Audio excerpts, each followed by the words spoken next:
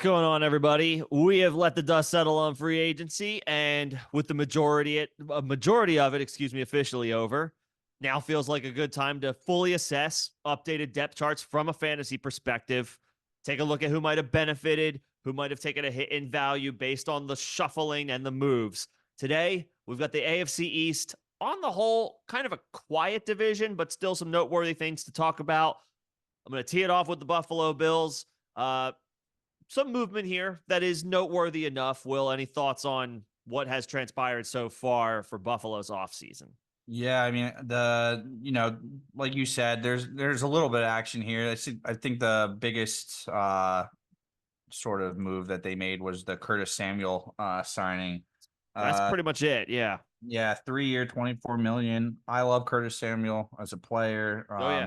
Generally speaking, I have him on a dynasty league team. I'm excited that he has Josh Allen throwing to him now. Yeah. And they, do weird stuff sometimes with their players. So I am in terms of like the offensive system, like Like a Swiss Army knife type of yeah, player. yeah, yeah, Yeah. exactly. Gabe Davis out of there, obviously, so that frees up the wide receiver too. I do believe Khalil Shakir will probably fill in that outside role that he had. But I did see some odds things on Stephon Diggs where he plays this season. So I took that as a probably the Bills, but just be aware. I don't know if he wants out of Buffalo after them not kind of breaking through. Been But rumblings for a couple seasons. Yeah. yeah, Curtis Samuel, I'm interested in. I think his ADP though in redraft is probably a little rich for me, 144. So you're looking at a 12th round pick. I think that's probably not who I'm looking to get around that. I do like Shakir though at 120, 124 though. So yeah, and then Mitch Trubisky coming back to Buffalo. So the Mm-hmm. value there being, super flex, grab him as you get those backup quarterbacks in case someone gets injured. And then you have a guy, Aiden O'Connell ended up getting me some okay starting weeks down the stretch for our dynasty super flex league. So Yep. yeah, what about you, Nick? What are your thoughts on what Buffalo did? So I like Curtis Samuel as well. 90 targets the past 2 years. Each of the past 2 years is what I should Mhm. say. They gave him some pretty good money. 3 years, 30 million. Still just 27 years old. Yeah, I mean, He'll be this could 28. 28 when the season starts. Yep. So still some solid production that he earned over the past couple of seasons. The quarterback upgrade is significant. I don't think 144 is awful. He's ahead of Marvin Mims, just ahead of Michael Wilson, about 3 or 4 spots ahead of each of those guys. I mean, I think this opportunity is a little stronger than players like that. Going right ahead of him, sticking with receiver, Brandon Cooks, Dontavian Wicks. I think Curtis Samuel's that's not bad. I don't think that's not terrible given the upgrade in situation for You him. take him over your sweet baby boy, Mims. Mims, I suppose so. Marvin Mims is on the up and up. We'll cross that bridge when we get to it when we talk about the AFC West.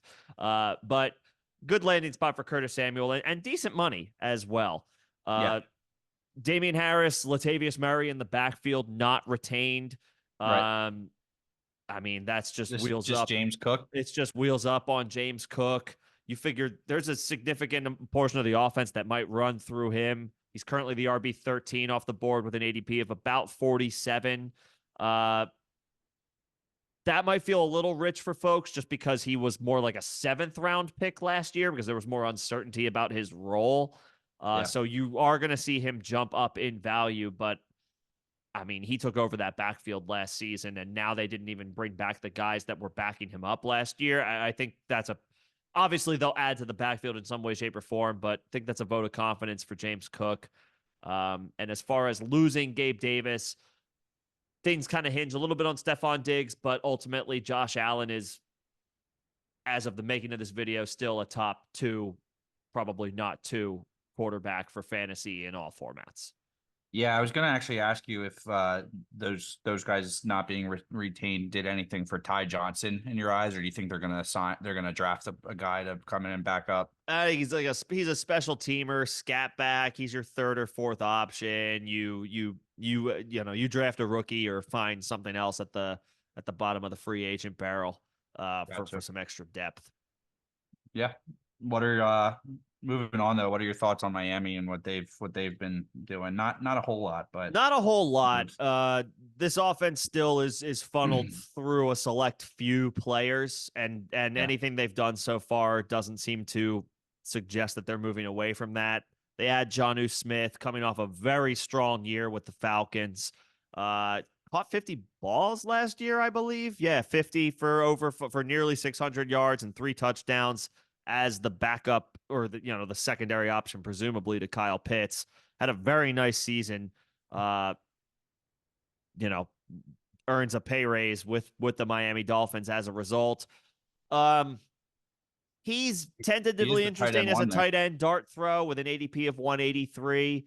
Yeah. Um, you know, Concerns that we didn't see Gesicki really used in this offense, and then yeah, but Smythe last year. I don't even remember who they were. Durham Smythe, Hunter Long, I believe, mixed in a little bit. Um, I've always liked Janu, but I'm still not sure that. I mean, this offense obviously runs hot, so right. could be a position a team for him where we finally see him. We did see him do some stuff with Atlanta, a little bit of that Arthur Smith effect, getting Yeah, those secondary guys in there. So, but he will be the tight end one, he'll be the tight end at one least right as of now. right now. Yeah, for whatever that's worth. But this offense has a thin uh pecking order Yep. that where the opportunities are funneled to a select few guys and with good reason. Yep. Salvin Ahmed retained in the backfield. He's behind Raheem Means Mostert nothing to and me. Devon Yeah. Achan and Jeff Wilson. Yep. So, much of the same in Miami. Tyreek Hill is a top 5 pick. I don't need to go down the list. Not much has changed it for the Dolphins as a result of free agency. Yep. Um, Yeah. Jonnu is sort of interesting, but honestly, so are any other tight ends with an ADP of 200 plus. Yeah, you're not him in redraft, but in dynasty, especially tight end premium, I wouldn't Sure, mind decent throwing depth. a third rounder, depending on if like what your tight end room looks like. I mean, if he's a guy that could pop, and if he does that, I'm probably trying to move him for a second. And just sell him on the fact that he's on Miami and people are in love with Mike Daniels offense. Tried to take advantage of a sell high window if it presents itself. Yep, for Uh, sure. let's move to New England. I guess they've been sort of the most active, but again, not a whole lot going on here. Any thoughts on the Patriots, who will be picking in the top 3 in this draft? Presumably a quarterback, unless anyone Yep. thinks Jacoby Brissett is scheduled to be the I guy. don't think so. Because it is not McCorkle Jones. He is out of there. So yeah, it's a little weird with New England because I do kind of want to see which quarterback they end up with. I don't think that they go Marvin Harrison, which is the other guy I'm kind of seeing mocked there sometimes. I I think think it's it's Drake more May. fading towards the other guys. But yeah, you think it's Drake May? You think Daniels I think goes it's gonna too? be May. Um, but yeah, as far as who they brought in, Antonio Gibson. I mean, me and you both have loved Gibson as a player. His career Yeah, hasn't gotten the opportunity. I don't know if that really changes in New England. They haven't. Although I will say this, Belichick's gone. So what does that mean for the running backs? He'd still be behind Ramondre Stevenson, who had a down Mhm. year last year. But you know, 11 million, 3 years for a running back. That's not nothing, but It's it's not not bad. anything you're getting totally excited about. He's probably a hold unless you got some wacky Patriots fan that doesn't know better. And then yeah, I mean Zeke is still out there. They traded Mac Jones, so it's sort of nothing too much to really look at for New England until the draft in my eyes. What about you? ADP of 171 for Gibson, so a true bottoming out, which Yeah. I mean, let's call a spade a spade. There's not really any reason to support why he should be going any higher than that. Certainly I a don't. solid 0 RB target if Ramondre has to miss time. Gibson does have a similar skill set to Ramondre Stevenson. He's a receiving threat out of the backfield. Yep. Which I wonder this is Does he line up at receiver? does he line up at receiver? This is wishful thinking, most likely at this point. But like their skill sets are very similar. So do you just put them on the field at the same time and put one of them in the slot, or line them both up in the backfield and one runs a route while the other stays Yeah. in? Like you could try different things with that, but their skill sets, I would say, are presumably a little similar. So it'll be interesting to see how that unfolds. Nevertheless, I mean, Stevenson at an ADP of 77. Gibson going 100 picks later, or almost thereabouts, like 90 to 95 picks later than Ramondre Stevenson. So Right. value is always enticing from that perspective. We just haven't seen a whole lot of consistency from Antonio Gibson since his rookie year to feel like, oh yeah, that's the, in this situation, the handcuff, the backup that's like worth targeting from a value perspective over the starter. I can't. I'm not there with Antonio Gibson in a way that I had been in the past. Yeah. No, I agree, and it's frustrating.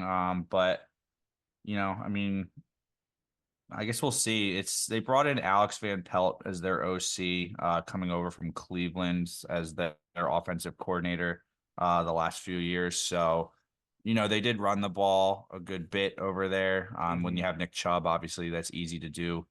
But we got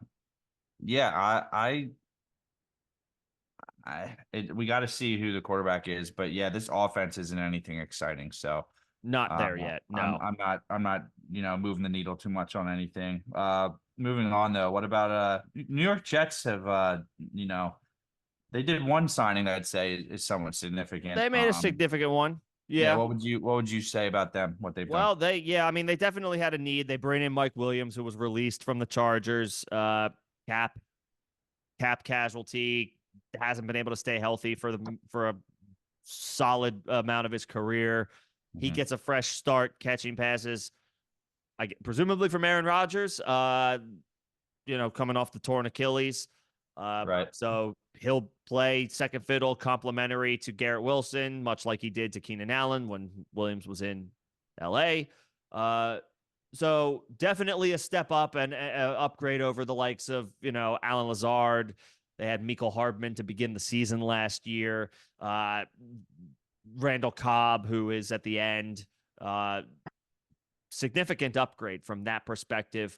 I guess it's probably a lateral move for Williams from a perspective of who's throwing him the ball, at least for this year, for the 2024 season.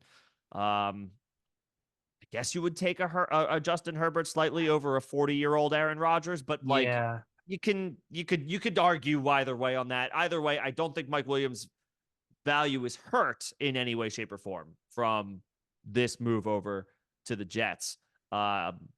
So good spot for him, ending up, as long as Aaron Rodgers is healthy, ending up in New York. And with an ADP of 114, I mean, Alan Lazard was going around that range last year, and Mike Williams is a better player than Alan Lazard.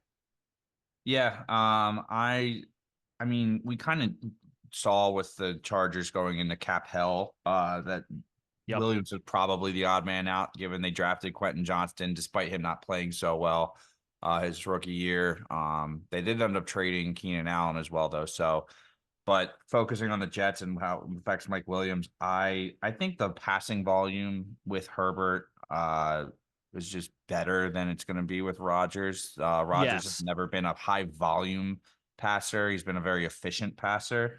So we'll see if that opens up. If he's kind of filling in probably the same role. Keenan Allen and Garrett Wilson both play more of that possession receiver role, and Williams is going to be second fiddle to either of them. Vertical but threat, he did get a $15 million, so not nothing. Only a 1-year deal, probably injury concern. He's had the last, kind of his whole season, but especially last year. So, I'd say Mike, it's probably a dip in his value, but I think it was a better than it could have been situation for where he ended up. So, And you I'll know, take him at uh, pick 115 yeah, to that point. that I just saw as well. That's enticing. I mean, I'll you're take looking that. at the middle of the 10th round. Like this guy, we've seen him, we've seen him play well. The Chargers are kind of a dumpster fire every year. And if Aaron Rodgers, not that the Jets aren't, but if Aaron Rodgers can be healthy and like get some sort of consistency on that team, if we're predicting Garrett Wilson to do big things, how can we not, think that there's a chance it elevates Mike Williams? So yeah, that ADP, I'm certainly buying. I'll take that. Yeah, I'll certainly take that. Yep. I think that's that. Well, they add, and they add Tyron Smith, just bringing He's it at up from helps the the end of his offense. career. Yeah. Presumably if he's on the field, he's had injury. You talk about injury issues. Tyron Smith has had injury issues before. He's a little bit longer in the tooth now at this point, but All right. if you get, I mean, if you have good offensive line play, that only trickles down to the rest of the offense playing well. So, potential stock up there that they were able to get Tyron Smith.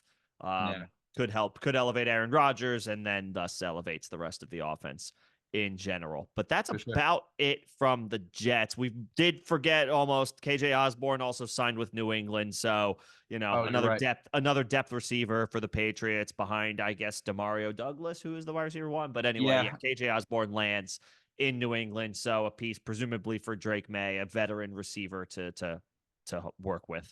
And he's been more of that big play like Mhm. guy. So it's yeah, it's still just it's a little I'm not sure what that offense is going to look like yet, but ADP of 236. He's, his don't value has bother. bottomed out and probably justifiably so. This offense is a step down from a Kirk Cousins led Vikings offense. Oh, yeah. That will do it for the AFC East. Not a ton of movement thus far Quick one. Yep. in this division from a free agency perspective, but a couple of things that are still noteworthy to discuss. We're going to continue to talk about all of the divisions and the free agency fallout from a fantasy perspective. So be sure to stay tuned. Thank you guys for listening.